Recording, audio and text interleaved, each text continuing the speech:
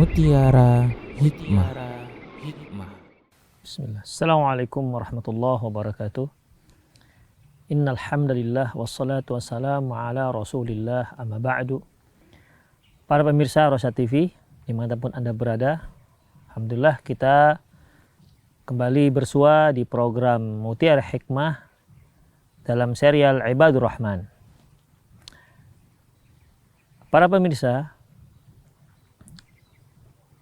ketika kita melakukan hal yang sia-sia,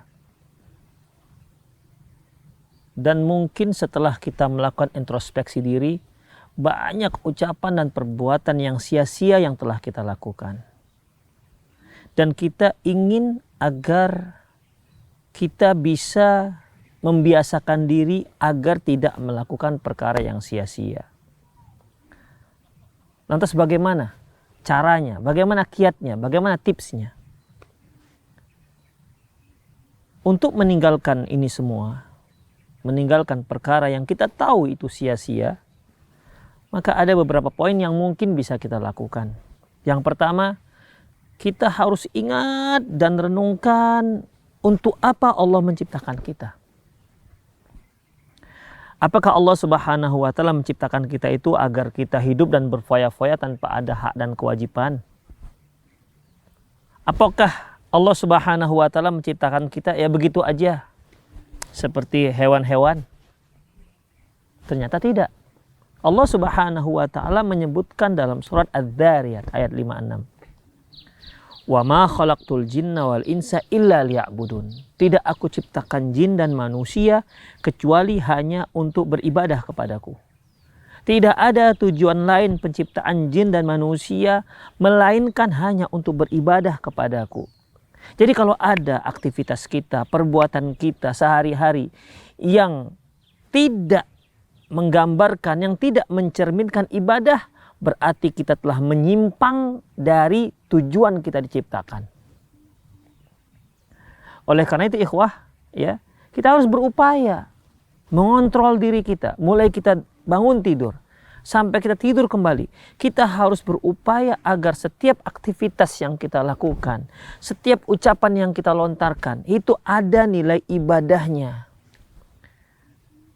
Dengan sering mengingat-ingat ini, kita ya insya Allah bisa menekan yang namanya ucapan dan perbuatan yang sia-sia. Karena Allah menciptakan kita bukan untuk yang lain. Allah menciptakan kita dengan untuk satu tujuan, yaitu untuk beribadah kepadanya. Itu yang pertama. Yang kedua, kita harus renungkan bahwasanya setiap ucapan dan perbuatan yang kita lakukan akan dimintai pertanggungjawaban. Sebagaimana hadis yang diriwayatkan dari Abdullah bin Umar, qala dia berkata, qala Rasulullah sallallahu alaihi wasallam, Rasulullah sallallahu alaihi wasallam bersabda, ala kullukum ra'in.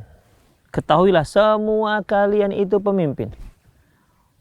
Wa kullukum mas'ulun an ra'iyatih, dan masing-masing kalian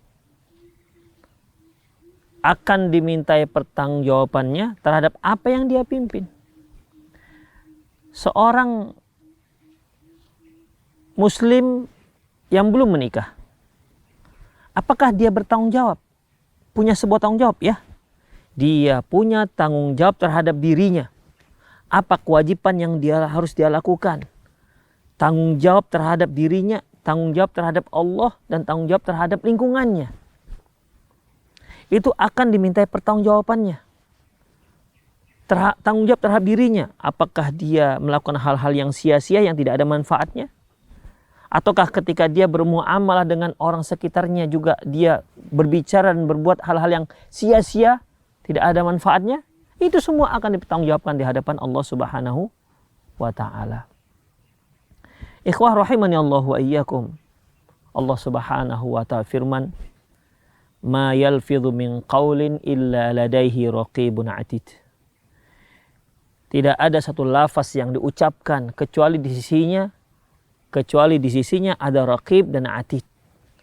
Siap mencatat setiap ucapan, kata demi kata, lafaz demi lafaz yang keluar dari lisan kita.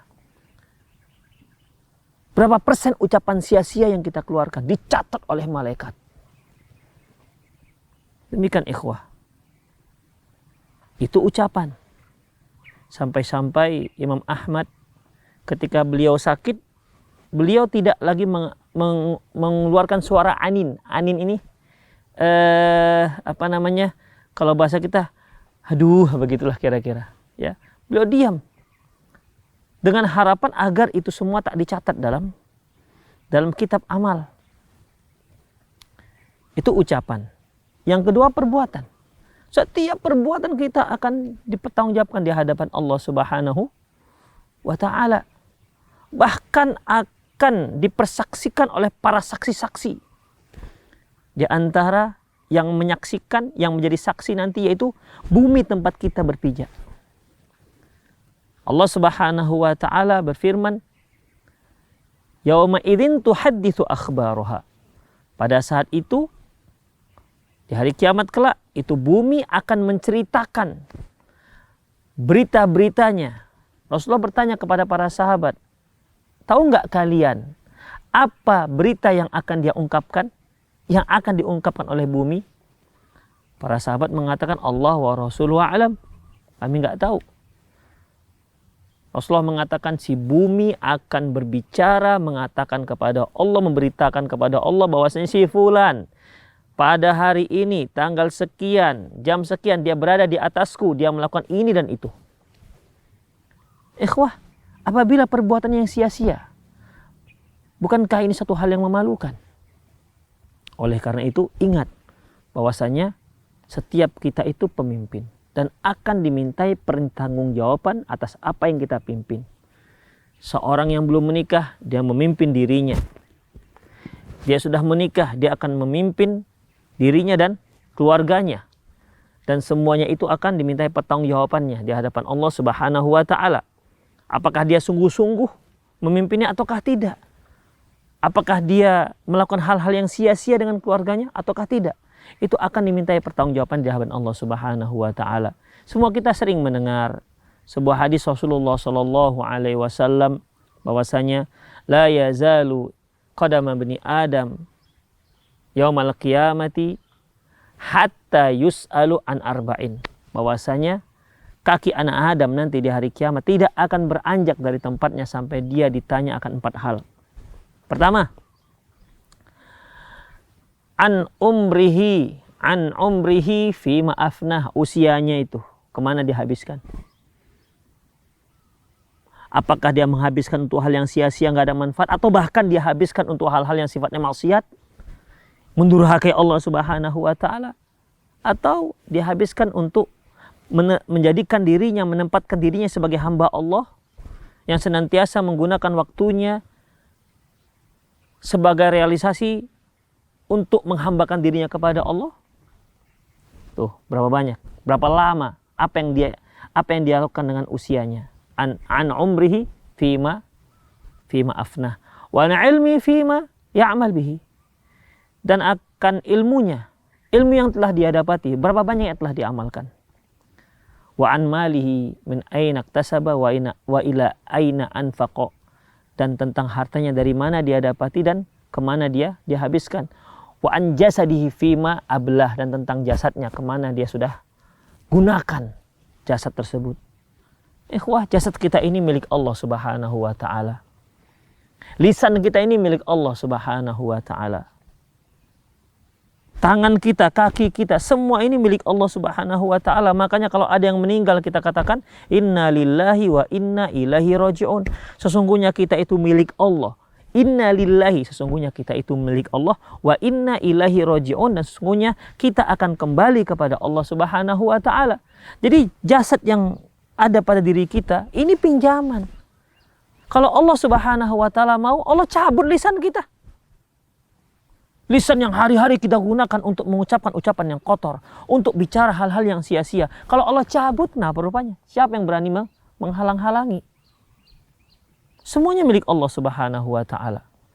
Dan semuanya akan dihisap oleh Allah Subhanahu wa Ta'ala. Oleh karena itu ingat yang ketiga, bahwasanya karena kita itu diamanahkan Allah sebagai pemimpin sesuai dengan seberapa level kepemimpinan kita, ketahuilah bahwasanya setiap pemimpin akan dimintai pertanggungjawaban dan akan dihisap di hadapan Allah Subhanahu wa taala. Karena dunia ini milik Allah, bahkan badan kita ini, jasad kita ini milik Allah Subhanahu wa taala. Jadi yang ketiga, ingat-ingat dengan hari hisab. Ikhwah rahimanallahu wa iyyakum.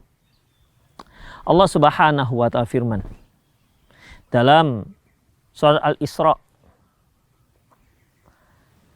Innas sam'a wal basara wal fuad, sesungguhnya pendengaran, ucapan dan hati, kullu ulaika kana anhu mas'ula, semuanya akan dimintai pertanggungjawaban.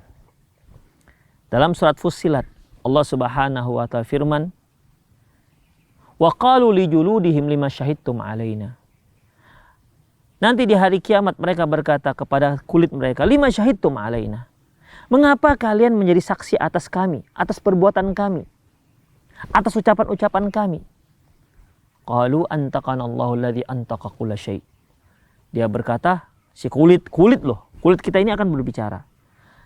Mereka berkata, kami berbisa bicara dan Allah Subhanahu wa taala Maha Kuasa untuk membuat segala sesuatu bisa bicara.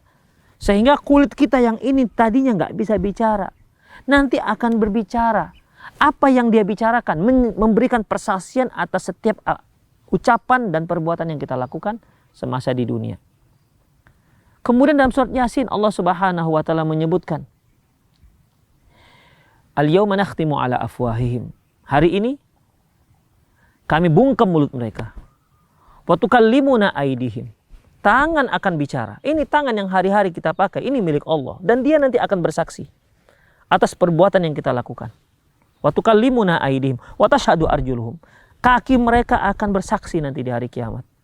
Bima kanu yaksibun, atas setiap perbuatan yang dilakukan. Demikian ikhwah.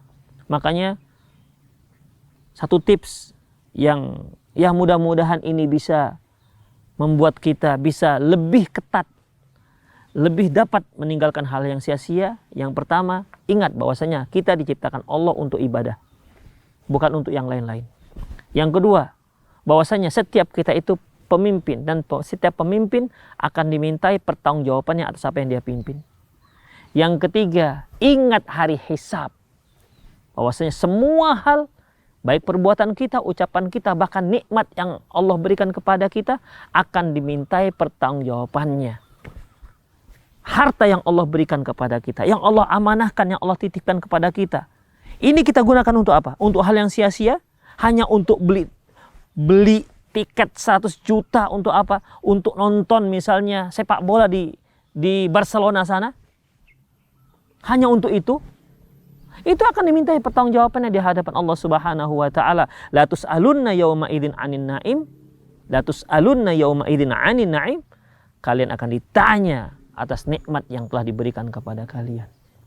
Oleh karena itu ikhwah, ya, mari kita berupaya agar ucapan kita, perbuatan kita, harta kita, usia kita jangan kita sia-siakan untuk hal-hal yang tidak ada manfaatnya.